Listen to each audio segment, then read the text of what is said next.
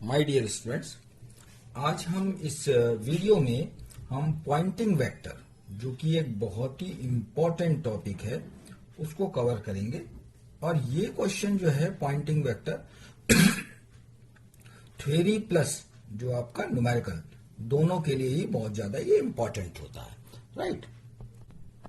इस क्वेश्चन के अंदर इसको सॉल्व करने के लिए पहले हम ये समझेंगे what is Poynting vector. Poynting vector हमारा होता क्या है? Poynting vector the amount of energy flowing through an unit area, कोई एरिया है unit area, that is perpendicular to the direction of the energy propagation. जो एनर्जी प्रोपोगेशन है हमारी, अगर एनर्जी इस डायरेक्शन में है तो perpendicular to the direction of this one, यानी इसके परपेंडिकुलर होगा per unit time, that is known as your Poynting vector. तो पॉइंटिंग वेक्टर की डेफिनेशन क्या हो गई हमारी? The amount of energy flowing through unit area perpendicular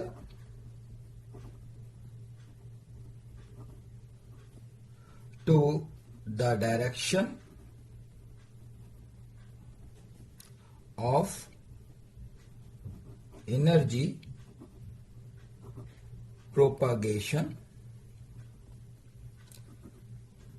per unit time is known as Poynting vector. So जो ये इसकी definition बन गई पॉइंटिंग वेक्टर की। और नॉर्मली जो पॉइंटिंग वेक्टर को हम रिप्रेजेंट करते हैं किससे? हम करते हैं एस से, that is vector form S से। और ये जो इसका फॉर्मूला होता है, that formula is your E vector cross H, where E and H, ये जो ई एंड एच है, ई जो है हमारा क्या है? आपका इलेक्ट्रिक, और एच क्या है हमारा? मैग्नेटिक। ये क्या है? फील्ड वेक्टर, यानी इलेक्ट्रिक और मैग्नेटिक फील्ड वेक्टर से हमारे ई क्रॉस एच, यानी ये, ठीक है। तो अब इन दोनों को ही हम प्रूफ करेंगे, इस फॉर्मूले को हम प्रूफ करेंगे पॉइंटिंग वेक्टर को, और इसी से ही हम पॉइंटिंग थ्योरम की भी डेफिनेशन हम समझेंगे क्या होती है। अब इसको जो इसका पॉइंटिंग वेक्टर की जो हमारा यूनिट होती है, that is unit is your watt per metre square, watt per metre square इसकी डेफिनेशन होती है, राइट। सो इसको सॉल्व करने के लिए we use the Maxwell's equation.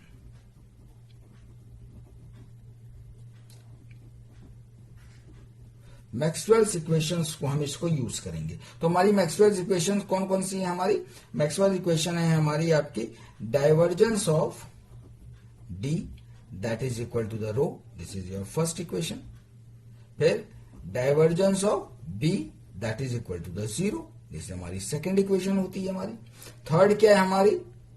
Curl of E, that is equal to minus del B by del T, this is our third equation. Fourth equation होती है हमारी curl of H, that is equal to J plus del D by del T, this is our fourth equation. So इन सभी पे हम vector form में, तो vector इस पे लगा देते हैं हम यहां पर, right. This one is your in vectors, ये वेक्टर्स में है हमारे, तो ये वेक्टर लगा देंगे। जो इसमें नोटेशंस ली हैं वो मैंने पहले वीडियोस में आपको बताई कि डी वी ई ये क्या होता है, एच क्या होता है, ये नॉर्मल नोटेशंस हैं जो मैंने पहले भी ली हुई है, इनको यूज करी हुई है। नाउ टेकिंग द स्केलर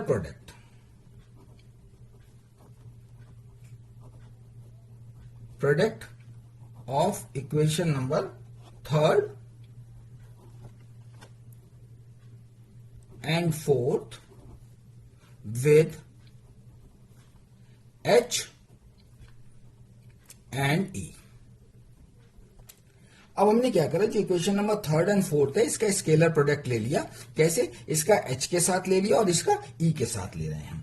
तो हम थर्ड इक्वेशन को हम पहले लेते हैं। थर्ड इक्वेशन हमारी कन्वर्ट हो जाती है, that is vector H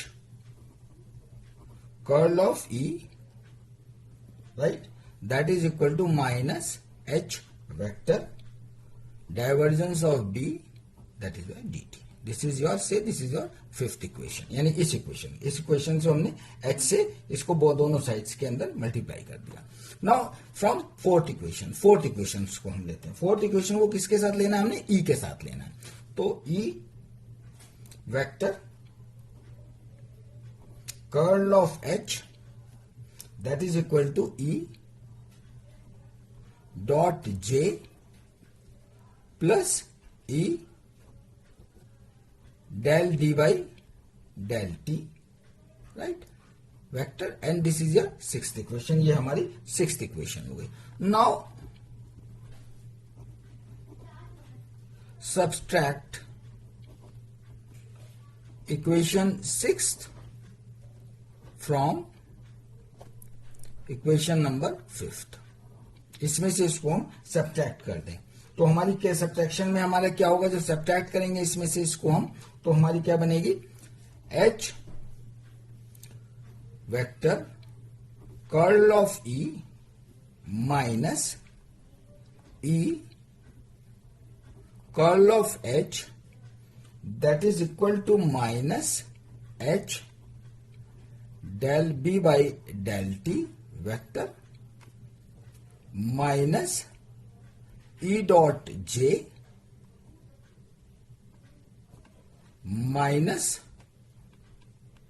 E vector del D by del T और वेक्टर आ गए, राइट. तो हमने क्या करा, इसमें से इसको हमने घटा दिया और घटाने के बाद जो थी हमारी ये इक्वेशन आ गई. सब्ट्रैक्शन के बाद हमारी इक्वेशन बन गई, राइट.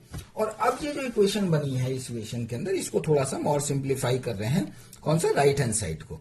तो राइट हैंड साइड को हमने सिंप्लीफाई करा तो माइनस ब्रैकेट के बाहर ले लिया, यानी कि H del B by del T plus E vector del D by del T minus vector that J E dot J. यानी कि हमने क्या करा, इन दोनों टर्म्स को ब्रैकेट में ले लिया और इस वाली टर्म को बाहर ले लिया, राइट. सो ये जो टर्म आई मेरी यहां पर, ये वाली टर्म जो राइट हैंड साइड के अंदर टर्म आ रही है मेरी, ये राइट हैंड साइड की टर्म के लिए मैं एक फॉर्मूला मुझे पता है इसके अंदर से, वो फॉर्मूला मैं यहां लिख देता हूं फॉर दिस वन, इसके लिए जो मैंने यूज करा है, राइट. इसके लिए मैं यूज करूंगा जो फॉर्मूला है, नोट यहां लिख देता हूं मैं, note divergence of A cross B. इसका जो फॉर्मूला होता है वो होता है मेरा B curl of A minus A curl of B, right. तो मैं अगर यहां पर जो इसकी जगह में यहां पर E और H ले लूं तो यहां क्या आ जाएगा, E और H. तो देखो मेरा यहां पर H curl of E minus E curl of H, यानी कि H curl of E minus E curl of H. तो यही फॉर्मूला मैं इसको यहां पे यूज करूंगा. तो यहां पे जब यूज करूंगा तो मेरा आ जाएगा ये divergence of E cross H that is equal to, same यही वाली टर्म मेरी आ गई, minus H vector del B by del T plus E del D by del T bracket close minus E dot J, right. And say this is your seventh equation. ये मेरी seventh equation बन गई इसके अंदर. अब इस seventh equation ये जो मेरी बन गई है, तो इस सेवेंथ इक्वेशंस के अंदर मैं जो ये वाला पार्ट है, ये वाला पार्ट, इस पार्ट को और इस पार्ट को मैं अलग अलग जनरलाइज्ड फॉर्म के अंदर इसको लिखूंगा. इन दोनों पार्ट्स को मैं लूंगा इसके अंदर से, right. So this is your seventh equation. ये मेरी सेवेंथ इक्वेशन आ गई. हम जानते हैं, we know that B is equal to mu H, right? Mu is your permeability, right? And D is your epsilon D is your epsilon E, right, और epsilon is your परमिविटी, ये हमारी absolute परमिविटी होता है। सो मैंने कहा अभी हम ये हाफ ऑफ पार्ट लेंगे, इसका एक पार्ट लेंगे और ये वाला पार्ट लेंगे। तो पहले मैं ये वाला पार्ट ले लेता हूं। So E vector del D by del T, इसको मैं सॉल्व करता हूं। तो ई वेक्टर ई मेरा ऐसे ही रहेगा और इस डी की जगह में क्या ले आऊं, जो मेरा डी का ये फॉर्मूला है इसकी जगह में एप्सिलॉन ई ले आता हूं, राइट। मैंने क्या करा, इस डी की जगह में ये वाला मैंने फॉर्मूला रख दिया इसके अंदर से, दिस इज वेक्टर फॉर्म के अंदर। अब इसको मैं सॉल्व करता हूं। यहां थोड़ा सा कंफ्यूजन हो जाता है नॉर्मली स्टूडेंट्स को। अभी मैं इसको लिख दूं, इसके बाद मैं आपको समझाता हूं, right. That is your, this is and this is your whole square, right. Confusion इसमें जरा सा भी नहीं है इसके अंदर से कि ये टर्म इससे कैसे आ गई। यहां से आप डिफरेंशिएट करें तो यही वाली टर्म सेम आ जाएगी। अगर इस टर्म को लेके हम इसको करें तो हमारी यही टर्म निकल के हमारी वापस आ जाती है हमारी, right.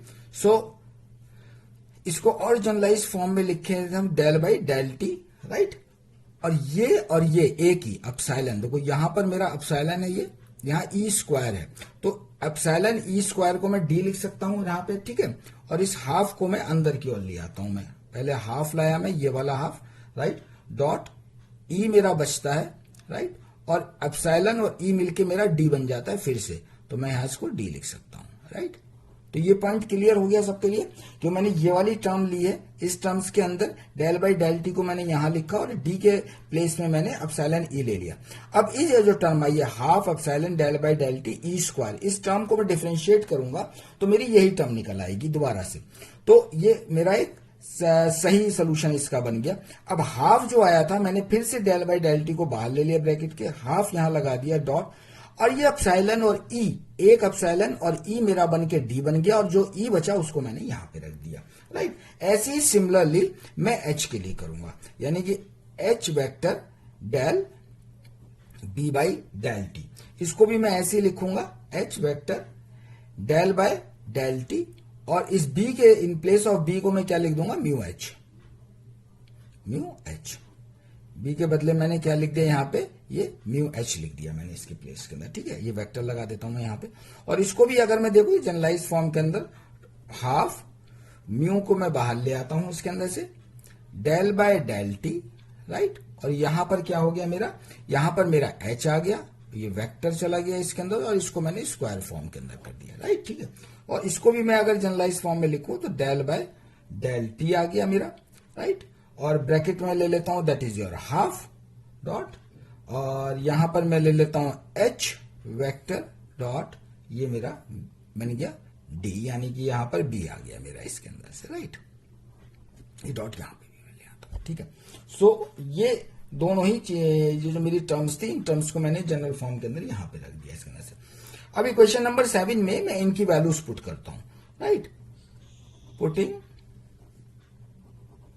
All values in equation number 7 में रख देता हूं। तो 7 में रखता हूं तो मैं divergence of E cross H that is equal to क्या आ गया, minus del by del T. देखो माइनस यहां पे था, ये माइनस मेरा आ गया, right. Del by del T, यानी del by del T, del by del T, इन दोनों वैल्यूज को यहां रखूंगा तो मैंने बाहर रख दिया, इसको मैं बाहर ले आया यहां पे निकाल के, हाफ, राइट। हाफ दोनों टर्म में आ रहा है, हाफ यहां पे भी आ रहा है, हाफ यहां पे भी आ रहा है, तो मैंने कॉमन ले लिया, तो that is H vector dot B plus E vector dot D vector bracket close, right. और क्या टर्म बनी मेरी, minus E vector dot J, right. तो मेरी ये पूरी equation minus E dot J वो मैंने यहां पे लिख दिया इसके अंदर से, राइट। नाउ ये जो मेरी इक्वेशन है, इसमें ये जो इक्वेशन है, इक्वेशन नंबर जो मेरी ये 8 है, ये मैंने क्या किया इसमें, इस वाले में ई डॉट जे को मैं इस साइड लिया है लेफ्ट हैंड साइड के अंदर, और ये टर्म मेरी ऐसी के ऐसी है, ये टर्म सेम ऐसी के ऐसी है, और ये डाइवर्जेंस ई क्रॉस एच जो था इसको मैं राइट साइड में लिया. सो से this is your 8 equation. Equation number 8 हो गई. Now integrating the equation number 8 with the volume V enclose by a surface S. अब मैंने क्या करा, ये जो इक्वेशन नंबर 8 आई थी मेरी, यही जो इक्वेशन थी मेरी, इसको मैंने इंटीग्रेट कर रहा हूं मैं, right, over A volume V enclose by a surface S, right. ठीक है, तो अब मैं इसको लिखता हूं इस तरह से, volume integral E dot J vector में, राइट, dV, क्योंकि वॉल्यूम इंटीग्रल है, dV ले लिया मैंने, right, that is equal to minus volume integral, right, और ये मैं ऐसे ले लेता हूं, डेल बाय डेल टी ले लिया मैंने, यही वाला डेल बाय डेल टी आ गया, 1/2 आ गया मेरा, जो मेरा 1/2 यहां पे था, and with in bracket that is your H vector dot B vector plus ये हो गया E vector dot D vector, right, और इसको पूरे ब्रैकेट के बाहर में dV लगा देता हूं, राइट, वॉल्यूम इंटीग्रल माइनस, अब यहां पे भी मुझे वॉल्यूम इंटीग्रल ही लेना है इसका भी, तो minus that is volume integral क्या हो गया, divergence of E vector cross H vector, और ये हो गया dV, राइट. सो ये मैंने कन्वर्ट कर दिया किसमें की, वॉल्यूम इंटीग्रल ले लिया मैंने इस साइड के अंदर. ठीक है, नाउ इसको मैं अदर वर्ड्स में भी लिख सकता हूं. कैसे लिख सकता हूं मैं इसके अंदर से, कि we know that B is equal to mu H, ये भी मुझे पता है, और D is equal to epsilon E, ये भी मुझे पता है, इस फॉर्मूला पता. और एक और मुझे आइडेंटिटी पता है, that is your volume integral divergence of E cross H dV, that is equal to surface integral E cross H ds. यानी कि वॉल्यूम इंटीग्रल सरफेस इंटीग्रल के अंदर यहां पे चेंज हो रहा है, इसके अंदर से वॉल्यूम को सरफेस के अंदर इसमें चेंज कर रहा हूं. सो इन दोनों आइडेंटिटी को जो मेरी है, B is equal to mu H and D is equal to epsilon E, again मैं यहां पर इसके अंदर में रख दूंगा इसके अंदर से, राइट. तो अगर मैं इन सारी वैल्यूज को इसमें इक्वेशन नंबर जो मेरी आई, इसको मैं से इट इज 9, मैं इसमें 9 में रख देता हूं, तो मेरी फाइनल इक्वेशन क्या बनती है, मेरी फाइनल इक्वेशन बनेगी volume integral J E dot J dV, right, minus del by del t, ये ऐसी रहा del by del T, right, volume integral भी ऐसी रहा 1/2, राइट. अब यहां पर मैं B के बदले में क्या रख दूं, म्यू H, तो जब म्यू H रखूंगा और एक H ये और एक H ये है, तो H स्क्वायर हो गया, तो यहां मेरा बन गया इसका के mu H square, right, plus similarly 1/2 यहां पे आया, और यहां पे D में अब क्या रख दूं, एप्सिलॉन E, तो एप्सिलॉन E यहां रखूंगा मैं, तो एक ही ये है और एक ही ये, तो E स्क्वायर हो गया, तो यहां मेरा हो गया एप्सिलॉन E स्क्वायर, और ये पूरा मैंने बंद कर दिया ब्रैकेट, यहां से ओपन क्लोज कर दिया, that is equal to the dV, ये dV के बराबर हो गया, माइनस, अब ये वाली टर्म ले रहा हूं, माइनस ये वाली टर्म ले रहा हूं, तो माइनस यहां लगा देता हूं, माइनस में माइनस, इसको मैंने किस में कन्वर्ट कर दिया, सरफेस इंटीग्रल के अंदर, surface integral that is your E cross H, और ये ds हो गया. ये भी मैं पहले बता चुका हूं कि वॉल्यूम को सरफेस में कन्वर्जन कैसे कन्वर्ट करते हैं इसके अंदर से, राइट.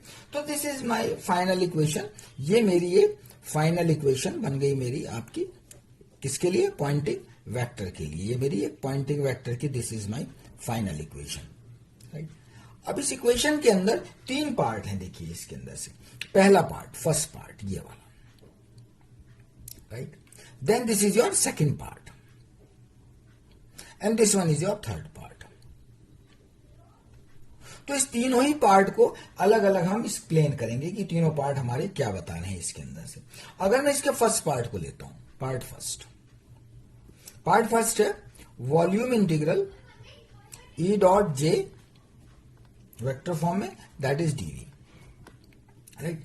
ये बता रहा है this term represent the rate of energy transferred in electromagnetic field through the motion of the free charge in a volume V.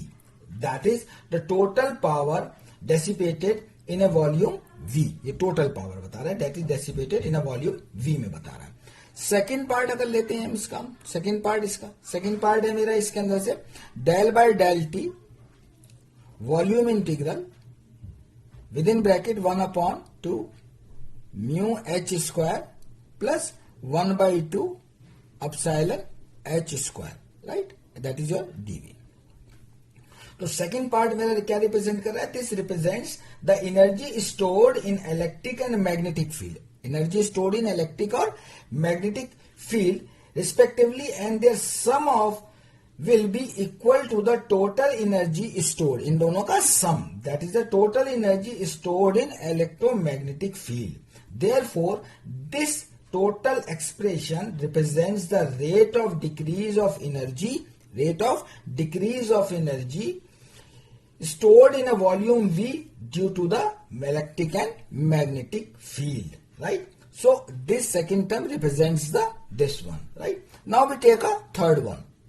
Third लेते हैं.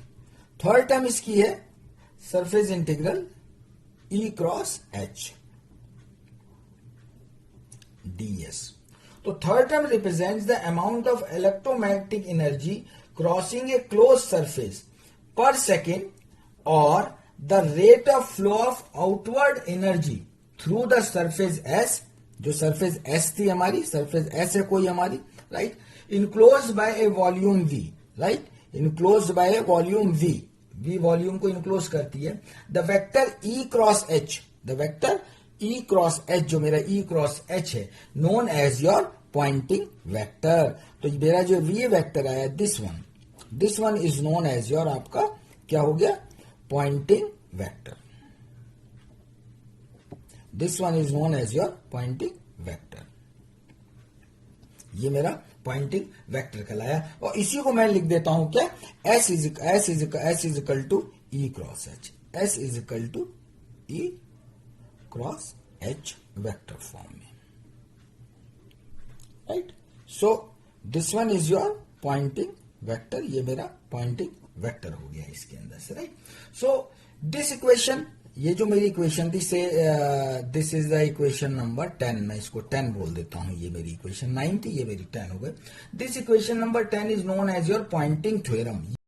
सो this is your complete question of the Poynting theorem. Okay, thank you.